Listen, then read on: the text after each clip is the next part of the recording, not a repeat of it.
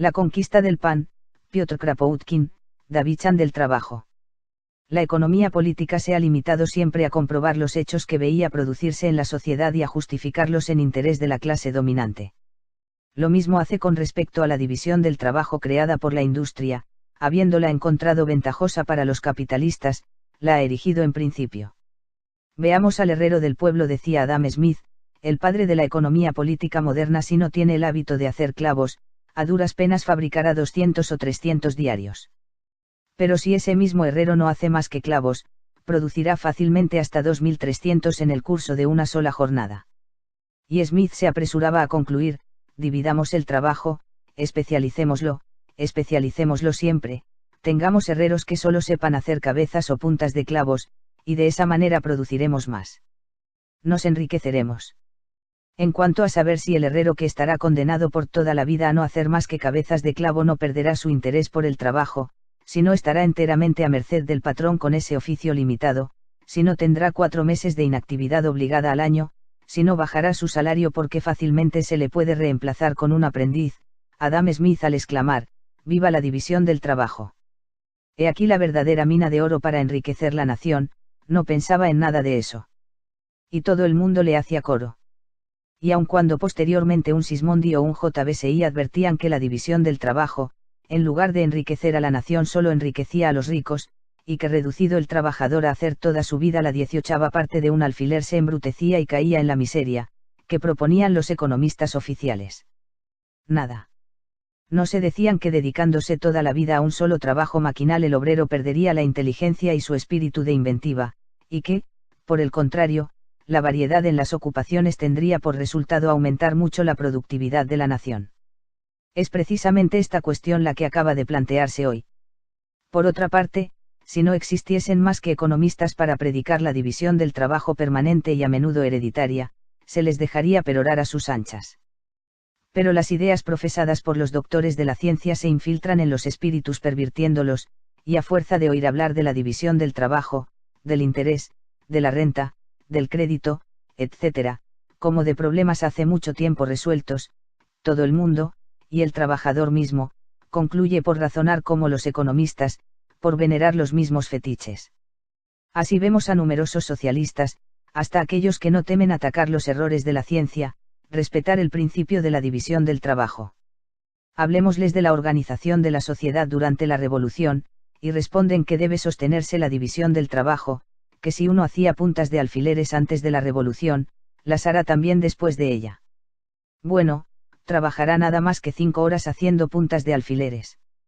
Pero no hará más que puntas de alfileres toda la vida, mientras otros harán máquinas o proyectos de máquinas que permitan afilar durante toda su vida miles de millones de alfileres, y aún otros se especializarán en las altas funciones del trabajo literario, científico, artístico, etc. Es decir, uno ha nacido amolador de puntas de alfileres, Pasteur ha nacido vacunador de la rabia, y la revolución dejará a uno y a otro en sus respectivos empleos. Y bien, es este principio horrible, nocivo para la sociedad y embrutecedor para el individuo, fuente de toda una serie de males, el que ahora nos proponemos discutir en sus diversas manifestaciones.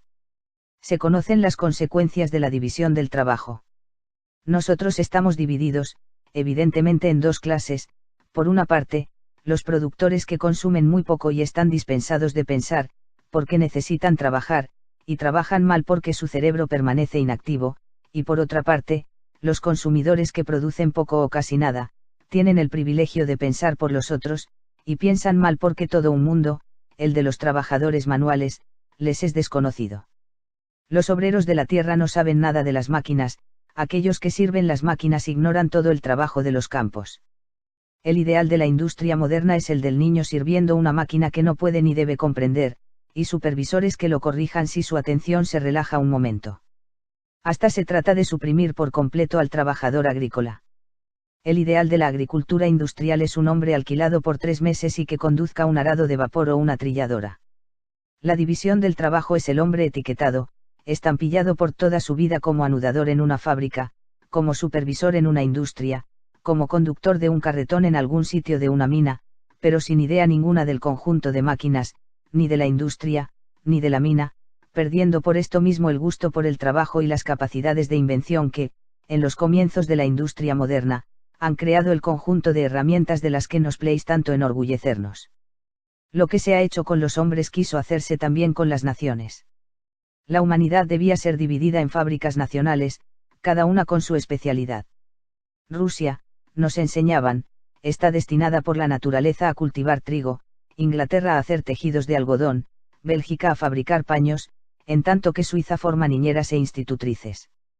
En cada nación, las provincias y ciudades se especializarían también, Lyon fabricaría sedas, Auvernia encajes y París artículos de fantasía. Esto es, según los economistas, ofrecer un campo ilimitado a la producción al mismo tiempo que al consumo, una era de trabajo y de inmensa fortuna que se abría para el mundo. Pero esas vastas esperanzas se desvanecen a medida que el saber técnico se difunde en el universo. Mientras Inglaterra era la única que fabricaba telas de algodón y trabajaba los metales, y mientras solo París hacía chucherías artísticas iba todo bien, podía predicarse lo que se llamaba la división del trabajo, sin temor alguno de verse desmentido. Hoy vemos que una nueva corriente induce a las naciones civilizadas a ensayar en su interior todas las industrias, hallando ventajoso fabricar lo que antes recibían de los demás países, y las mismas colonias tienden a liberarse de sus metrópolis. Como los descubrimientos de la ciencia universalizan los procedimientos técnicos, es inútil seguir pagando al exterior un precio excesivo por lo que es tan fácil producir localmente.